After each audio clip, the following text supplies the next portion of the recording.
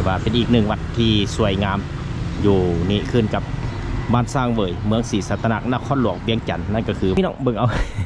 แต่จะเป็นเจ้าศรัทธาส่วนบุคคลที่ว่าก่อสร้างนี่ขึ้นมาอาจจะเป็นแพรปัจจัยเป็นเงินเป็นคำส่วนพระพุทธรูปเพิ่นก็จะเป็น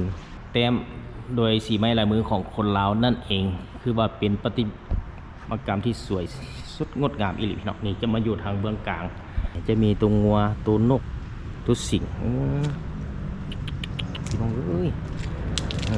บอก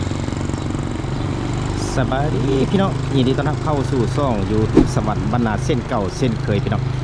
เมื่อนี้ก็ข้าพเจ้าจะนำพาท่านผู้สมไปรับสมวัดหนึ่งที่อยู่ในนครหลวงเวียงจันทน์นั่นก็คือวัดสร้างเวยวัดสร้างเวยวัดสร้างเวยญาณศรีคือท่านผู้ชมเห็นในนี้ข้าพเจ้ายืนอยู่ต่อหน้าวัดแหละคือถ้าผู้ชมเห็นนี่ก็จะเห็นเป็นสามแยกนี่ไปทางเบื้องนั้นก็จะเป็นเข้าไปทางดอนปลาใหม่และฮอดศพปลาหลวงส่วนเบื้องนี้ก็จะไปทางจอมเพชรจนฮอดถนนท่าเรือแล้วไปทางเบื้องนี้ก็จะไปทางบ้านสร้างเวยฮอดดอนนกคุ้มแหละนี่พี่น้องตอนนี้ข้าพเจ้าก็ยืนอยู่ทางหน้าวัดถือว่าเป็นอีกหนึ่งวัดที่สวยงามอยู่นี่ขึ้นกับบ้านสร้างเวยเมืองศรีสัตนนครหลวงเวียงจันทน์นั่นก็คือวัดสร้างเวยญาณศรีก่อนจะไปติดตามผู้ชมขอฝากกดไลค์กดติดตามกดกระดิ่งแจ้งเตือนในช่องสวัสดิ์บรรณาเดินทางผู้ชมเพื่อจะได้รับวิดีโอใหม่ๆมาให้ท่านผู้ชมได้รับชมในตอนต่อไปนั่นเองครับ ไปเข้าไปรับชมเบื้องในพร้อมๆกันเลยข้าพเจ้าก็บ่เคยได้เข้ามาในจักเทื่อเลยพี่น้องเป็นครั้งแรกในชีวิตที่ได้มาอยู่นครหลวงเวียงจันทน์26 กว่าปีวันนี้จะเข้ามารับชมขี่รถไกลไปไกลมาอย่างพี่น้องบ่ได้เข้ามาเบื้องไหนจะเป็นแบบไหนโอ้ต้นไม้กินหมากจะเป็นหมากม่วงมะขามครบเพียบพี่น้องเอ้ยเย็นสวยๆโอ้จุดนี้ก็จะเป็นจุดที่เพิ่นกำลังก่อสร้างสิมใหม่พี่น้องนี่เพิ่นก็จะมีป้าย คนทั่วไปจะมีป้ายเชิญความเป็นเจ้าสถาบูรณะพัฒนาสีมาคือวัดสิบที่วัดสร้างเวยเมืองศรีสัตนนครหลวงเวียงจันทน์พี่น้องเพิ่นก็จะมีราคาเสาซึ่งนั้นมีเสาสิน16 ต้น1 ต้นแม่น15 ล้านกีบ4 แพ็ค8,000 แผ่น1 แผ่น30,000 กีบหรือร่วมเป็นเจ้าภาพเล็กดิจิปูนทรายปัจจัยอื่นๆพี่น้องที่อยู่ในช่วงกำลังก่อสร้างเพิ่นก็ได้เขียนติดราคาไว้อยู่ในนี้เป็นที่เรียบร้อยนี่เห็นบอกเพิ่นกำลังก่อสร้างอยู่นั่นเดี๋ยวนี้ก็ความคืบหน้าในเพิ่นก็ได้ก่อสร้างหักฐานสำเร็จเสาขึ้นไปถึงยังเพียงเทแผ่นพื้นคือท่านผู้ชมเห็นนี่แบบจำลองของเพิ่นก็จะออกมาเป็นแบบนี้วันนี้ข้าพเจ้าจะนำพาท่านผู้ชมเข้าไปทางพวกนี้ก่อนพี่น้องสวยงามอีหลีพี่น้องมันมีต้นไม้กินหมากและต้นไม้อื่นๆอยู่ในวัดสวยงามถือว่าร่มเย็นดีพี่น้องเป็นบ่อนหนึ่งที่ว่าเขาไกลไปไกลมาอยากพักผ่อนในยามตอนสวยนี่คือข้าพเจ้าเองก็ใช้เวลาว่างๆตอนนี้ก็เวลา 12 โมงของวันที่9 เดือน 1 2026พี่น้องใช้เวลาว่างๆพี่น้องมือเข้าราเข้าการใช้เวลาว่างๆมานี่ก็จะเห็นมีพระเจ้านั่งท่านก็จะเป็นอีกองค์หนึ่งนั่งอยู่กองพญานาค7 หัวพี่น้องคล้ายๆคือแบบบัดทั่วไปที่เพิ่นนั่งนี่ก็จะเป็นแบบนี่มีดอกบัวพญานาค7 หัวสวยงามพี่น้องสาธุข้าก็ได้เป็นบุญตามมาเห็นพี่น้องคือว่าแบบตั้งใจมาเบิ่งมื้อนี้พี่น้อง ถือว่าปีใหม่ฟ้าใหม่2026นี่สิมกำลังก่อสร้างพี่น้องเอ้ยอยู่วัดสร้างเวยเมืองศรีสัตนนครหลวงเวียงจันทน์นะพี่น้องนี่ก็จะมีพระ2 4 6 7 องค์พี่น้องก็ในนั้นก็จะเริ่มพี่แหละมีพระยืนพระนั่งที่มีพญานาค7 หัวที่จริงแล้วมีชื่อเด้อพี่น้องจะมีผู้เบิ่งเอาพี่น้องเบิ่งเอา แต่จะเป็นเจ้าศรัทธาส่วนบุคคลที่ว่าก่อสร้างนี่ขึ้นมาอาจจะเป็นแพรปัจจัยเป็นเงินเป็นคำส่วนพระพุทธรูปเพิ่นก็จะเป็นเจ้าอธิการบดีหรือว่าเจ้าแก่แนวโฮมเพิ่นจัดแจงเองพี่น้องนี่ก็ถือว่าเพิ่นมีการกะเกียมนี่พี่น้องอันนี้เป็นจุดที่ว่าเขาสามารถไต่ทูบไต่เทียนใส่ได้เพิ่นเฮ็ดเหล็กใส่ระลุ่มมันย้อยกับตกลงลุ่มนี่เป็นทางนี่ก็เพื่อป้องกันอัคคีภัยนะโอ้คักพี่น้องเลยสังเกตพระแต่ละองค์เพิ่นก็ได้มีเจ้าศรัทธาสองบุคคลนี่มีพระนอนโอ้เกือบทุกวัดพี่น้องเป็นคือกันเลยพี่น้องอยากมีต้องมีแบบพระ นอนต้องมีผู้อธิบายนะสังเกตเบิ่งไหมองค์สุดท้ายก็ยกสองมือวายกแบบนั้นที่จริงมีที่ไปที่มาเนี่ยนี่ที่เป็นผ้าสองเป็นผ้าอะไรอย่างผ้าประจำวันเกิดประมาณนี้พี่น้องคล้ายๆคือแบบวัดแต่ละวัดนี่สังเกตเบิ่งจะเป็นผ้าวันเกิดหรือว่าไปศึกษาเบิ่งเด้อพี่น้องในทีมงานซ่องสวรรณาก็จะได้นำเอาเป็นภาพรวมคือท่านผู้ชมเห็นในนี้จะบ่ได้อธิบายลงเลิกป่านนั้นบัดนี้จะย่างไปทางเบิ่งนี้พี่น้องค่อยย่างค่อยชมไปพร้อมกันว่าจะเป็นแบบใดต้องขอขอบใจ FC ที่สนับสนุนซ่องสวรรค์บรรณาด้วยดีเสมอมาเด้อท่านผู้ชมเพื่อจะได้รับวิดีโอใหม่ๆมาให้ท่านผู้ชมได้รับชมในตอนต่อไปพี่น้องก็ถือว่าเป็นอีกหนึ่งบรรยากาศใช้เวลาว่างๆเอาเกี่ยวกับสถานที่ท่องเที่ยวทางด้านวัฒนธรรมโดยเฉพาะแม่นศาสนาพุทธที่เชื่อถือกันมาหลายเส้นขนนั่นเองจะเข้าใจและหู้ดีคอยย่างคอยชมไปนั่นก็เป็นโลโก้ของพุทธศาสนานะพี่น้องเป็นแบบกงเกียนนี่ดอกบัวนี่ก็จะเป็นแบบพญานาคเห็นอีกแล้วพี่น้องนี่เพื่อนไส้หอยแครงนี่ใส่เปลือกหอยแครงมาเฮ็ดเลยเดี๋ยวนี้ติดใส่แบบซีมังก็เนี่ยเป็นหอยแครงติดแล้วก็ทาสีเขียวใส่ถือว่าเป็นเกล็ดแบบนี้สวยงามเลยพี่น้องเสมอปั๊บเลยใส่หอยแครงเปลือกหอยแครงมาเฮ็ดและก็คือว่าอยู่ในวัดเก้ายอดก็เห็นแบบนี้เช่นกันใส่เปลือกหอยแครงมาเฮ็ด ในโซนเบื้องนั้นก็จะเป็นจุดหอกองพี่น้องเป็นหอกองก็มีสั้นเดียวคล้ายๆคือแบบวัดทั่วไปมีหอกองทุกวัดวันนี้ก็จะย่างเข้าไปทางบนนี้พี่น้องก็ถือว่ายังมีก่อสร้างทุกมือเลยพี่น้องเพราะว่ายังมีเครื่องมือพ่นปะไปถึงดอนทรายนั่นเองให้สังเกตครับสุมมาฮอดจุดนี้ก็จะเป็นทุกวัดในยุคใหม่เพิ่นก็ได้มีการที่ว่าเฮ็ดเป็นป้ายพี่น้องดึงดูดนักท่องเที่ยวทางภายในและต่างประเทศที่เข้ามาสักการะบูชาจะเขียนว่ายินดีต้อนรับสู่วัดสร้างเวยถือว่ามาเฮ็ดบุญพอออกไม่ออกตนญาติโยมมาเฮ็ดบุญก็จะได้มาถ่ายรูปถ่ายห้อยเพื่อเป็นที่ระลึกเพราะว่าอีกครั้งหนึ่งก็ได้มาวัดนี้เช่นกันนั่นเอง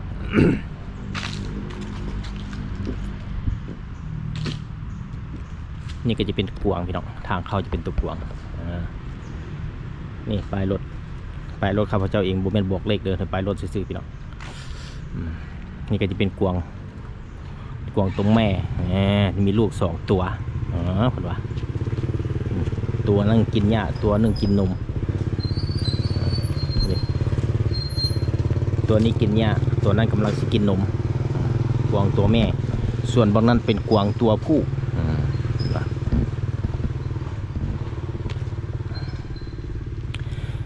บัดนี้ก็จะไปเบิ่งเป็นพระฤาษีอยู่กองโฮมโพ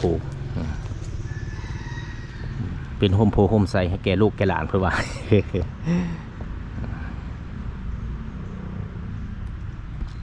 แกที่ว่า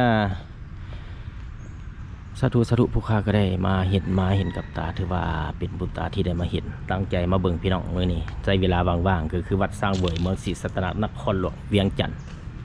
ที่ว่ามีทางเข้านี่มีทางบนนี้ออกไปพุ่นก็จะสอดจอมเพชรนะพี่น้องพุ่นปิดทางออกประตูบนนี้นะจอมเพชรออกไปบนนี้ก็ไปสอดไปทางดอนปลาไหมเลี้ยวขวาก็ไปสร้างเวยสอดดอนนกขุมนี่ก็จะเป็นบนจุดทูบจุดเทียนสักการะบูชาถึงว่าปีใหม่ฟ้าใหม่ปีสงกรานต์เดือน5นะปีใหม่ลาวก็จะมีพอออกไม่ออกตัวญาติโยมก็ได้มาหดส่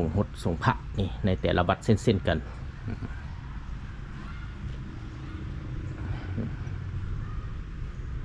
บาทนี้จะไปทางนี้ไปเบิ่งจุดพุทธไปเบิ่งใกล้ๆก่อนพี่น้องพูดอ้อมหอบจะเอาเป็นมุม360ให้ท่านผู้ชมให้รับชมก่อนเด้อพี่น้องเด้อนี่เห็นบ่เบิ่งต้นไม้เอาบวงที่ว่าเป็นต้นไม้ปกคลุมเลยพี่น้องเย็นดีไปเจได้ก็เย็นดีเพราะว่ามีต้นไม้ห่มเย็นดี หันก็เป็นศาลาที่ว่าศาลาธรรมเนาะเป็นศาลาธรรมที่ว่าพอออกไม่ออกตนญาติโยมมาเฮ็ดบุญฟังเข้าวัดฟังธรรมมันอยู่จุดนั้นพูดเป็นบนศาลาธรรมจะน้อยจะย่างเข้าไปรับชมใกล้ๆครบ360องศาบัดนี้ก็จะไปเบิ่งนี่จะเป็นศรัทธาส่วนบุคคลนะพี่น้องศรัทธาส่วนบุคคลเพิ่นได้ก่อสร้างนี่ขึ้นมานี่ก็จะมีตัวอูฐตัวเสือคล้ายๆนี่อันพี่น้องหลายคนก็น่าจะหู้ข้าพเจ้าตามวาบพิษนี่ซีเมนแบบปุบปันพระธุดงค์พี่น้องมีบางเทื่อบางครั้งก็เห็นบ่เฮาไปตามเส้นทางต่างๆเห็นครูบาหลายๆองค์ย่างตามเส้นทางนะเป็นพระธุดงค์นี่นะถ้าว่าวาผิดก็ขอโทษขออภัยเนาะซึ่งการไปของเพื่อนก็จะมีตัวเสือตัวอูฐตัวลิงตัวอูฐตัวลิงนกยุงนกยุงนี่แหละตามที่ข้าพเจ้าว่านี่คือสิถือเลยไปเป็นพระธุดงค์ไปหุบปันพระธุดงค์ถ้าบ่ถือก็คอมเมนต์มาเลยพี่น้องเด้อผู้ที่หูด้านนี้ที่แน่นอนข้าพเจ้าก็เป็นการนำเสนอสถานที่ท่องเที่ยวทางด้านวัฒนธรรมที่อยู่ในลาวนั่นเองพี่น้องวันนี้จะย่างเข้าไปบนหอธรรมหรือว่าบนวัดฟังธรรมหอธรรมศาสนาว่า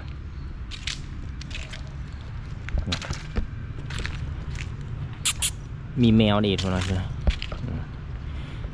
แต่คือ กระบอกเป็นอย่างบ่เห็นเจ้าอธิการวัดหรือว่าครูบาเจ้าน้อยอยู่ใส่บ่เนาะคือสิมันนอนพักผ่อนของเพิ่นเลยพี่น้องบ่ศาลาสามัคคีธรรมเพิ่นว่าหรือว่าวัดสร้างเวยนี่ซึ่งนี่แหละศาลาสามัคคีธรรมนี่เพิ่นก็จะมีสร้างมาได้15 ปีแล้วหรือว่าสร้างขึ้นในเมื่อวันที่19 เดือน 11 2010คือว่าพศ 2554สำเร็จแม่น18 เดือน 11 2015แสดงว่าไม่มี2016แล้วอยู่11 ปีแล้วพี่น้องศาลาสามัคคีธรรมถือว่าแล้วไปแล้ว11 ปีก็ถือว่าเป็นอีกหนึ่งศาลาที่ว่าสวยงามนี่บ่การตกแต่งเพิ่นเฮ็ดเป็นขี้ดินไปใส่หงรอแล้วไปเผาแกะออกมาแล้วมาติดใส่เสานี่ติดเตรียมจะมีพญานาค3 หัวคล้ายๆคือกันวัดทั่วไปนั่นเองพี่น้องสาธุสาธุสาธุผู้ค้าก็ได้มาเห็นกับตาสวยงามอีหลีบัดนี้ก็จะเขาทางเบื้องไหนเห็นบ่จะเห็นเป็นบ่อนออกตนญาติโยมพ่อออกไม่ออกมาเฮ็ดบุญเฮ็ดทานกับเข้าวัดฟังธรรมก็นั่งอยู่ในนี่แหละคือว่าปลดเกือบเข้าได้พี่น้องก็ถือว่าเป็นอีกหนึ่งบรรยากาศทางเทิงวนก็มีการตกแต่งสวยงามแต้มโดยสีไม้ลายมือของคนลาวนั่นเองคือว่าเป็นประติมากรรมที่สวยสุดงดงามอีหลีพี่น้องนี่จะมาอยู่ทางเบื้องกลางเจ้า360องศาท่านผู้ชมสาธุสาธุผู้ค้าก็ได้มาเห็นกับตาถือว่าเป็นบุญตาครั้งแรกในชีวิตที่ได้มาเห็นกายมาผ่านมาก็เคยกายไปกายมาบ่ได้เข้ามาเมื่อนี้ก็ได้มีโอกาสใช้เวลาว่างๆพี่น้องเข้ามาก็คือเป็นวันที่9 เดือน 1 ปี 2026นั่นเองพี่น้องเห็นบ่ครบ360องศานี่นี่เด้อจะเป็นตู้บริจาคพี่น้องศรัทธาแล้วแต่เนาะเป็นตู้บริจาคของเพิ่นอยู่ทางเบื้องในก็จะเป็นพระเจ้าอยู่ในตู้แก้วพี่น้องจะเป็นมือบุญบุญเดือนศีลวันศีล8 ค่ำ15 ค่ำก็จะเปิดเนาะถ้ามีพอออกไม่ออกมาเฮ็ดบุญเฮ็ดทานอยู่ในวัดนี้นี่อยู่ในตู้แก้วเลยถือว่าบ่มีขี้ฝุ่นปกเลยพี่น้องถือว่าสะอาดสะอ้าง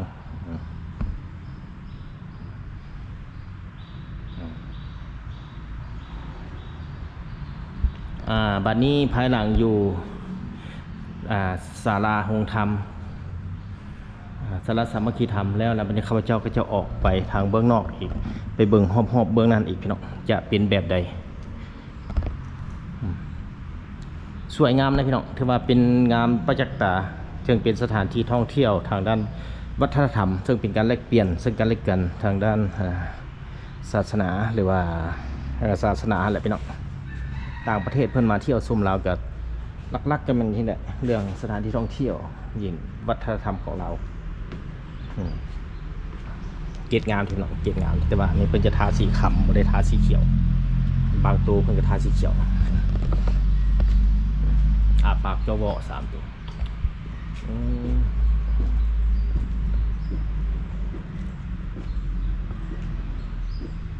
สวยงามเลยพี่น้องเด้อศาลาสามัคคีธรรมหรือบอนฟังเทศฟังธรรมมาแหละวันนี้จะไปเบิ่งทางบนนี้พี่น้องคือเห็นมีพญายักษ์บ่นะหรือว่าเป็นกุฏิก็คือบอนครูบานอนนั่นแหละพี่น้องกุฏิเด้อเป็นบนโอ้จะมี3ทางออกนี่เบื้องหนึ่งนี่ไปทางนี้ก็เลี้ยวขวาไปดอนนกคุ้มเบื้องนี้ออกไปดอนต่อใหม่เบื้องนี้ไปซอดอันจอมเพชร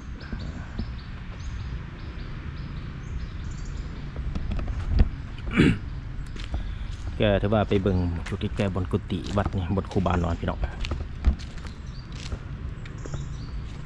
โอ้ถือว่าจุดนี้ก็จะเป็นบนหอกองยังมีสร้างพี่น้องสร้างที่เพิ่นมาเฮ็ดสิมที่กำลังเฮ็ดสินเนี่ยจะมีสร้างไงเป็นกลางเต็นท์นอนอยู่ในเทิงพี่น้องก็ถือว่าในช่วงกำลังก่อสร้างนั่นเองก็ถือว่าในโมงพักผ่อนของคนก็จะเป็นกุฏิพี่น้องก็จะเป็นอย่างครอบเป็นศรัทธาครอบครัวส่วนบุคคลที่ก่อสร้างขึ้นมานี่ที่จริงแล้วเพิ่นก็แต้มใส่ซื่อเนี่ยจะเป็นยักษ์พี่น้อง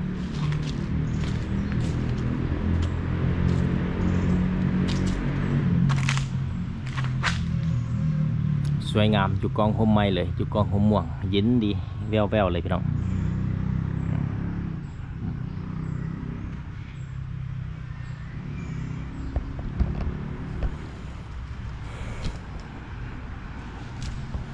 ก็ถือว่านี่ก็เป็นอีกหนึ่งวัดที่ว่าหลายคนอาจจะบ่ทันเห็นหรือหลายคนก็อาจจะเห็นไม่มีแมวขาบเนี่ยแมวมันมีแมวพี่น้องแมวอยากกินปลา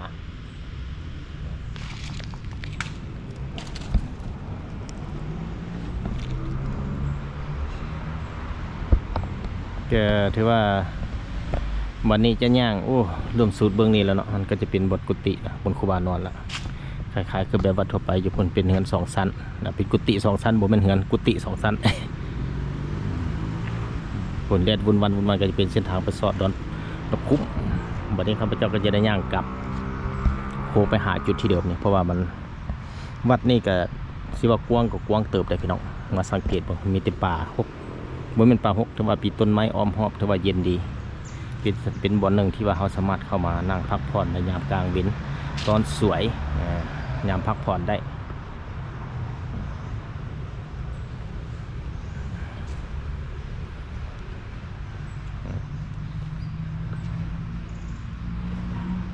ก็ถือว่า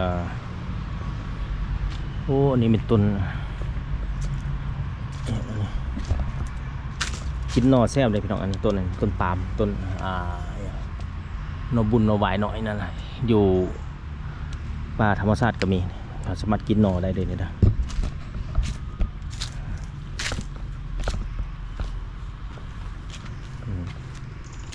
จะอ้อมไปทางบนนี้อีกวันหนึ่งกันพี่น้องถือว่านี่ก็จะเป็นกุฏินี่ก็คือสิเป็นก่อสร้างได้หลายปีพอสมควรแล้วพี่น้องก็ถือว่าอิงใส่เจ้าศรัทธาบุคคลมาเฮ็ดบุญเฮ็ดทานเติมแต่งขึ้นไปเท่าละน้อย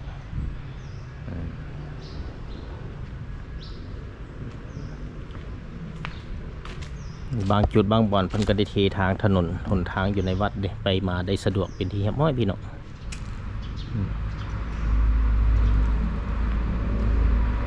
มาเบิ่งแล้วก็เป็นตะสะอ่อนในพี่น้องก็สีไม้ลายมือที่ว่าเพิ่น ประดับประดาตกแต่งเสาเนี่ยนะงามงามอีหลี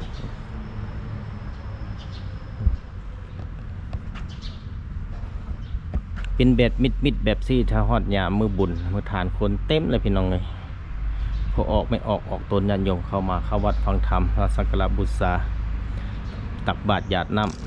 ำก็ถือว่ามีคนเต็มแหละส่วนมื้อปกติแบบนี้ก็จะบ่มีคนหลายก็จะมีบางคนก็ได้มานั่งพักผ่อนเล่นอยู่ในจุดนี้นี่จะเป็นระฆังของเติงจากบ้าน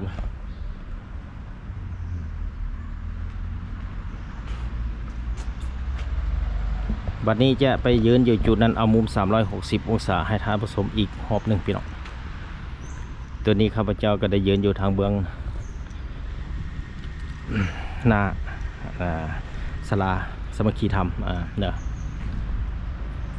เบื้องนั้นเป็นทางเข้ามาพี่แหละจะเป็นอ้อมหอบอยู่ในนี้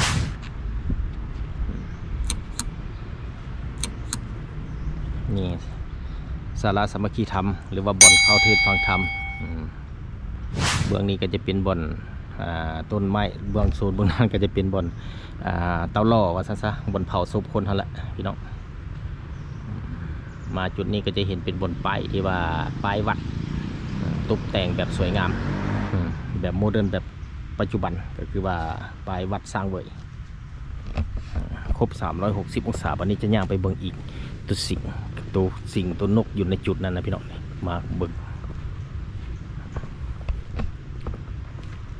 ก็ได้ว่าภายหลังสำเร็จนี่แล้วโอ้ก็ได้กำลังในช่วงก่อสร้างเฮ็ดสิมพี่น้องใครอยากมาโมทนาทานแล้วแต่ศรัทธามาได้เด้ออยู่วัดสร้างเวยเมืองศรีสัตนานครหลวงวิจันทร์นั่นเองนี่ก็จะเป็นพระพุทธรูปพี่น้องนี่มีพระนอนแล้วก็มีหลายคนได้มาสักการะบูชาก็ได้จับธูปจับเทียนดอกไม้มาวางนี่ก็จะมีพระหลายองค์นี่พี่น้องก็จะเป็นมือบุญสงกรานต์ปีใหม่ลาวก็จะมาโฮดสูงน้ำลงน้ำพระนั่นเอง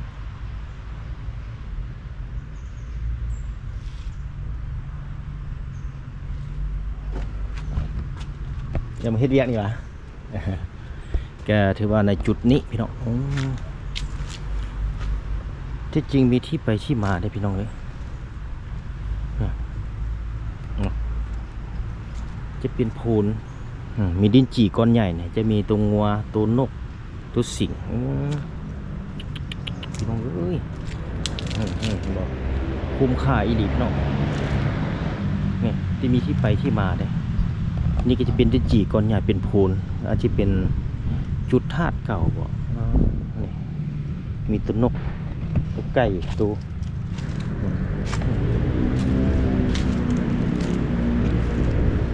อาจจะเป็นโพนคล้ายๆคือแบบอยู่วัดนาคใหญ่นะพี่น้องเป็นนี่เป็นดินจีก้อนใหญ่เป็นโซนอยู่นี่แล้วเพิ่นเอาตัวนกมีพระพุทธรูปปฏิสังขรณ์อยู่ในจุดนี้พี่น้องนี่เด้อวัดสร้างเวยเป็นอะไร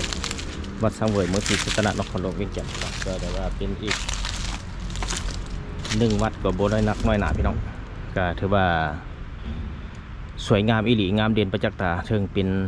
สถานที่ดึงดูดนักท่องเที่ยวทางภายในและต่างประเทศที่มาก็จะมารับชมเบิ่งนั้นก็จะเป็นเต่ามีหัวพญานาคมีพระเจ้านี่อยู่เลยเป็นที่ดินจีสมัยตะกี้พี่น้อง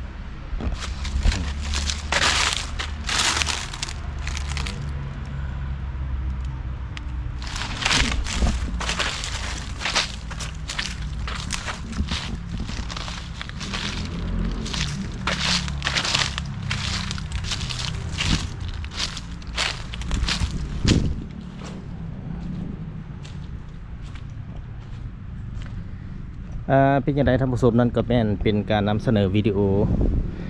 สถานที่ท่องเที่ยวด้านวัฒนธรรมก็คือวัดบ้านสร้างเวยขึ้นกับเมืองศรีสัตนนครหลวงเวียงจันทร์มาฮอดนี่ก็จะได้กลับบ้านแล้วพี่น้องก็ถือว่าเกือบทั่วเขตบริเวณวัด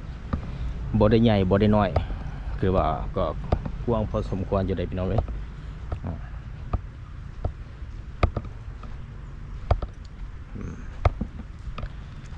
มาวันนี้ขอลาไปก่อนพบกันใหม่ในตอนต่อไปขอขอบใจ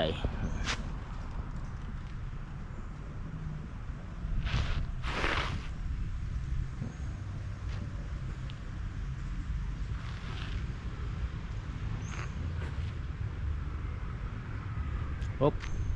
กลับบ้านนี้พี่น้องขอบใจหลายๆ